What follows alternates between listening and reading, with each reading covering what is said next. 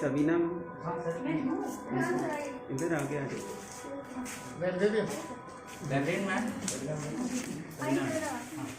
Madam, ये हिंदू में थोड़ा सा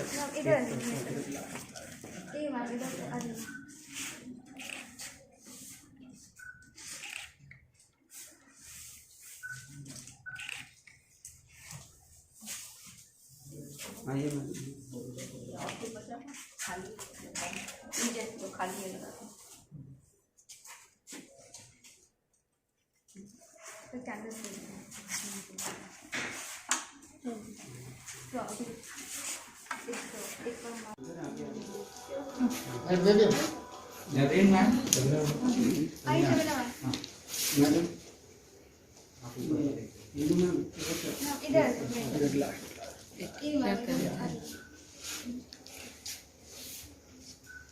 सब लोग का मार नहीं सकता, सिर्फ भावों में प्रकृति का संपूर्ण खजाना निहित है अनमोल किताबों में। आज विद्यालय स्तर पर आयोजित पुस्तक प्रदर्शनी के पावन अवसर पर मैं Divya Sinha and unmarried Vega from class 9B is welcoming you all in this special day of our Vidyalaya to celebrate book exhibition. Whenever we read a book somewhere in the world, a door opens to allow in more light. अब हमारे आदरणीय अतिथिगण इस बेहद खूबसूरत किताबों का नजारा लेते हुए, you know what, Batra? It's very true that if you have the power of knowledge of all, then whatever field you choose, no matter big or small, you can make it the best with your passion. किताबों के समंदर में गोता लगाती इस पुस्तक प्रदर्शनी चल रही हो और गुलजार साहब की नज्म किताबें का जिक्र ना हो,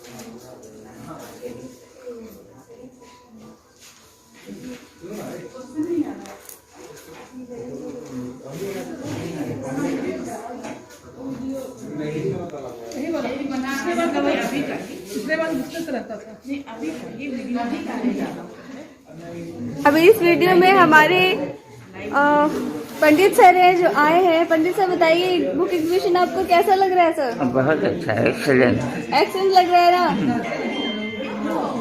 भोला सिंह सर आप बताइए, आपको कलेक्शन कैसा लगा? तो ये एक्सीलेंट स्क्वायर लग रहा है। ये सारी बुक्स हेडक्वार्टर से आई हुई है बहुत बढ़िया। और ये रीजनल ऑफिस के थ्रू यहाँ तक पहुँची है, हर एक केवी तक पहुँची है। बच्चे नहीं आ रहे थे इसलिए एग्जीबिशन नहीं हुआ था इसका। अभी सब आ रहे हैं इसलिए एग्जीबिशन के लिए रखा गया है।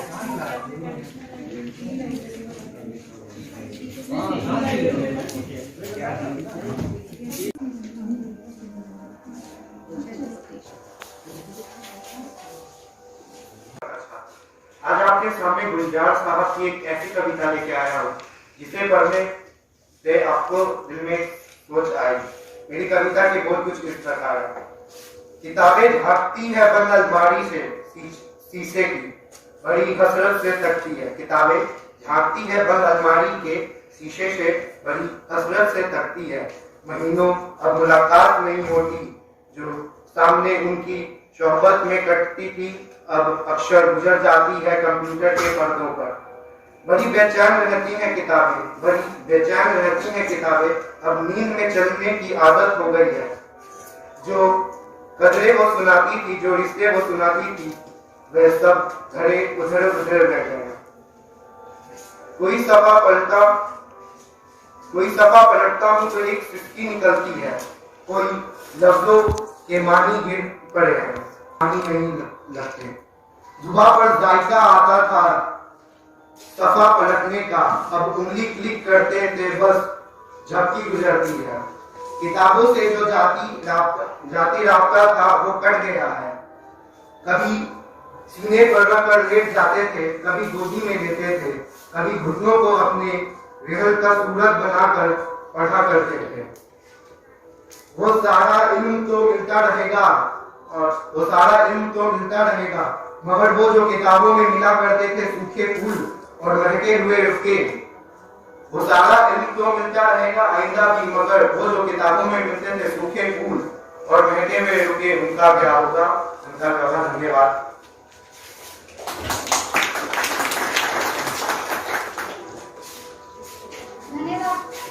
धन्यवाद आशीष। How beautifully you explained the significance, soulfulness and romanticism of books in such stupendous language. Very good, आशीष। पुस्तकालय और उसका महत्व पर रोशनी डालने के लिए मैं अपने विद्यालय के आदर्श कई बुक का सफर करना पड़ेगा आपको। तो मैं एक कविता के माध्यम से किताब को सागर की तरह एक तुलना करने जा रहे हैं। किताब को सागर मान लेना और किताब पढ़ने से हम क्या पा सकते हैं वो आपको क्लियर हो जाएगा उस कविता से। तो सागर शीर्षक है, शांत शीत श्वेत शिखर पर अस्तित्व थी वो, निर्विचार निर्विकार, ना जाने उसे किसने बता दिया, उसके जीवन का सार है सागर। न जाने उसे किसने बता दिया, उसके जीवन का सार है सागर। शांत शीत उद्दलित हुआ, विचार और विकार की उष्मा पा पिघलने लगी वर्ग की चट्टान, जन्मा एक आस उपजाए विश्वास, ज्ञात हुआ एक लक्ष्य, सागर सागर सागर। उस सागर को जाना था, सागर को पाना था, सागर हो जाना था। बहुत रोका गया टोका गया, बताया गया उसे कि सागर बनना बहुत कठिन है, बहुत बताया गया, रोका गया, समझाया गया उसे कि शिखर से अतल गहराई तक झुकते चले जाने की आदत बहुत ही कठिन, बहुत ही दुर्लभ, बहुत ही कठिन होती है। शांत चित्त उद्दलित हुआ, विचार और विकार की उष्मा पर पिघलने लगी बर्फ की चट्टान, जन्माए का उपजाए विश्वास, ज्ञात हुआ एक लक्ष्य, सागर सागर सागर। आवाज गति से बढ़ती जा रही थी, नन्ही सी जलधार, राम में मिला एक जलप्रपात, ज्ञात हुआ एक लक्ष्य, सागर। हर मोड़ हर गांव हर मोड़ पे उसे मिला एक और जलप्रपात, और वो सब के सब सागर की खोज में थे, सब के सब सागर की खोज में थे।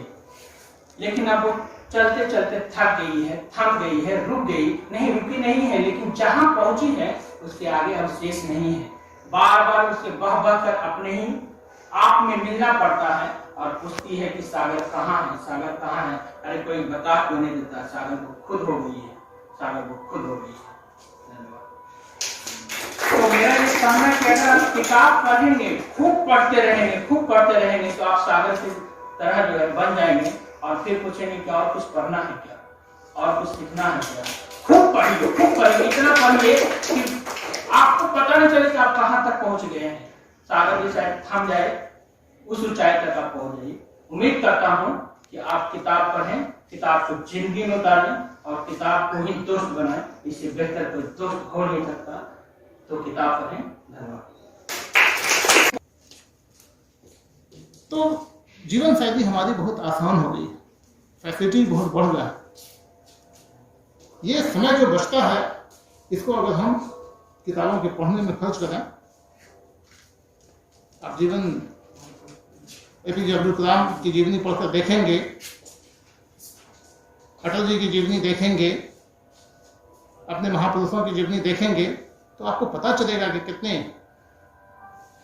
मुशक्कतों से, कितना कष्ट करके वो स्कूल तक पहुंचते थे, अभावों से गुजर के स्कूल तक पहुंचते थे, लेकिन फिर भी हिम्मत नहीं हारे और कड़ी मेहनत करने के बाद वो इस मुकाम तक पहुंचे। हमें अपने महापुरुषों की जीवनी जरूर पढ़नी चाहिए और साइंटिस्ट की जीवनी, विचारक की जीवनी जब आप पढ़ेंगे तो आपको पता चलेगा। तो आज मेरा यही मैसेज है कि आप अपने रूटीन में ये दाखिल कर रहे हैं कि हर महीने या कम से कम 2 महीने पर एक बुक आज से जरूर पढ़ेंगे।